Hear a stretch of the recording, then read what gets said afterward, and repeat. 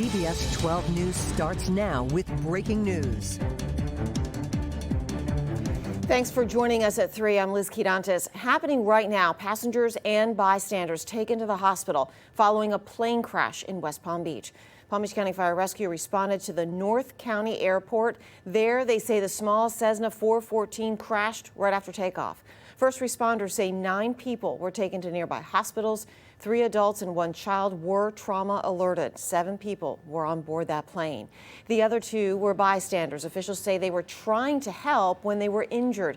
There was a small fuel leak during the crash, but it was contained. Fire rescue officials say they are trained for these kinds of situations. We do train. We train closely together with our municipal partners.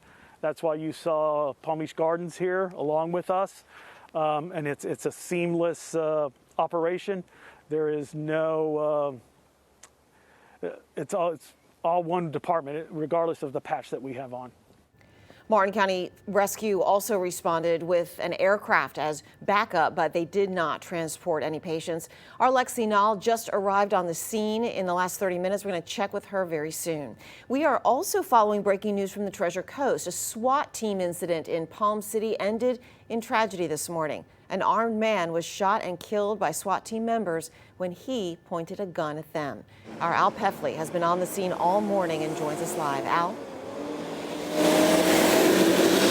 The shooting happened inside this gated neighborhood, Crane Creek, here on Southwest Martin Downs Boulevard. The incident this morning lasted about an hour. Officials say that deputies responded to a home on Southwest Racket Club Drive a little after 7 this morning. A woman called to say her husband was in the garage with several guns and a lot of ammunition. He had rifles, shotguns, and handguns. They say the couple was going through a separation or divorce, and the guy was upset about that. They identified this gunman as 47-year-old Justin Caldwell. They got his wife and 2 daughters, ages 13 and 11, safely out of the house. They had him on the phone. They were trying to convince him to come out of the garage without a gun so that they could talk with him. Sheriff's officials say he was not willing to do that, and he walked out of the garage with a rifle. At some point, the subject points the weapon, a rifle, long gun type weapon, at our SWAT team. They are forced to defend themselves, and they fire on the subject. The subject had the weapons, and he wanted suicide by cop. Caldwell was shot by deputies. He was rushed to the hospital where they say he was pronounced dead. A sheriff's official does not know at this point how many shots were fired by the SWAT team. He says at least 2 deputies will be placed on paid administrative leave, which is standard practice in an officer-involved shooting. Live in Palm City, Al Peffley, CBS 12 News. Thanks, Al. People in Louisiana are filling sandbags and boarding up windows for the 6th time in the past few months. Hurricane Delta is heading their way, growing more powerful and threatening to hit the state as early as tomorrow. Let's check in with meteorologist Lauren Oleski on the latest track. Lauren? Thanks, Liz. Yeah, Delta making its way north across the Gulf right now. You can start to see the last few frames of this satellite loop. The eye is starting to emerge. That's showing a sign of more organization and more strengthening, which is why the National Hurricane Center still expects Delta to be able to re-strengthen back to a Category 3 later today. This is the 2 o'clock advisory, or maybe not later today, but at least as early as tomorrow. Winds right now are at 105 miles per hour. It's a Category 2 storm. Again, gaining strength, but it has the potential to actually weaken a little bit right before it makes landfall in Louisiana. It's going to be moving over some slightly cooler waters just off the coast of Louisiana. A little bit more wind shear in the atmosphere there as well, so we'll watch that very closely. Hurricane warnings in place. We have tropical storm warnings everywhere you see this orange. Still some tropical storm watches for parts of Mississippi there. So we're going to watch Delta very closely over the next 24 hours as it moves closer to the state of Louisiana.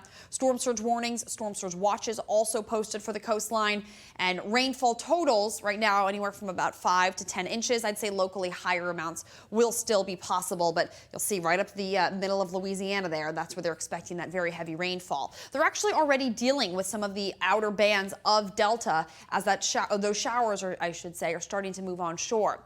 Locally at here, we have a lot of sunshine outside. I am tracking some rain. We have a little bit of rain that's actually moving across Okeechobee County right now. A little downpour for you near Eagle Island and Bassinger. These showers are moving off towards the west, but the rest of us right now are nice and dry, nice and sunny, and nice and warm. Temperatures currently are in the mid to upper 80s. We'll talk more about the rest of your day, your dry Friday, and when rain chances are going to be returning. That's still ahead. Liz? Thanks, Lauren. Well, this morning, local Florida power and light crews gassed up and hit the road for Louisiana. They will reach the state early tomorrow and assist with restoring power wherever needed. Making headlines today, at least 6 men have been arrested and are facing federal and state charges in an alleged plot to kidnap Michigan Governor Gretchen Whitmer. The suspects are accused of planning to either murder who they call tyrants or take a sitting governor. According to court documents, the FBI learned about the plan through social media. The group reportedly believed Governor Whitmer and other state governments are violating the U.S. Constitution.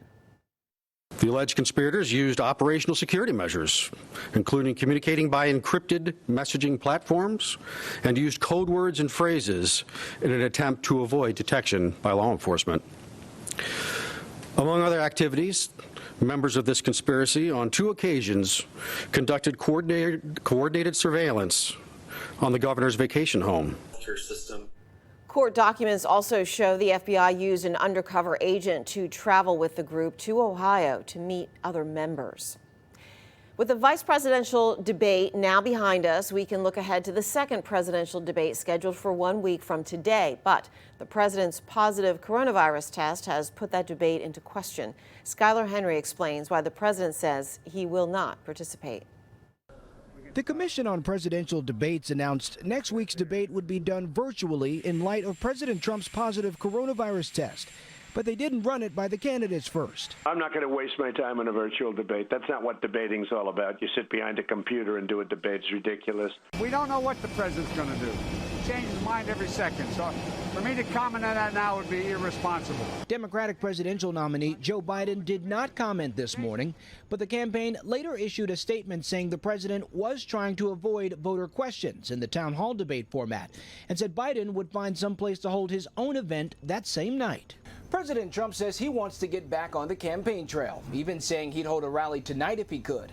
That's despite CDC recommendations that say COVID-positive people should quarantine for at least 10 days. I don't think I'm contagious at all. Well, first of all, if I'm at a rally, I stand by myself very far away from everybody, so whether I was or not. But I still wouldn't go to a rally if I was contagious. The Trump campaign is considering an in-person event in Pittsburgh as early as Monday, something that stumped Mr. Biden. If he goes off and he's going to have a rally, I don't know what I'll do. Biden is heading to Arizona to meet up with running mate Kamala Harris to launch a bus tour of the battleground state. Skylar Henry, CBS News, the White House.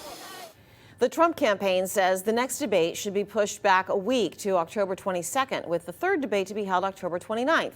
The Biden campaign responded saying the last debate will be October 22nd as originally agreed to. We are still following that breaking news from the North Palm Beach County Airport. At least 9 people were taken to the hospital following a small plane crash. We're going to have a live report coming up. And every year in the U.S., there are more than 3,000 sleep-related deaths of infants. In honor of Safe Sleep Awareness Month, we break down the ABCs of safe sleep next.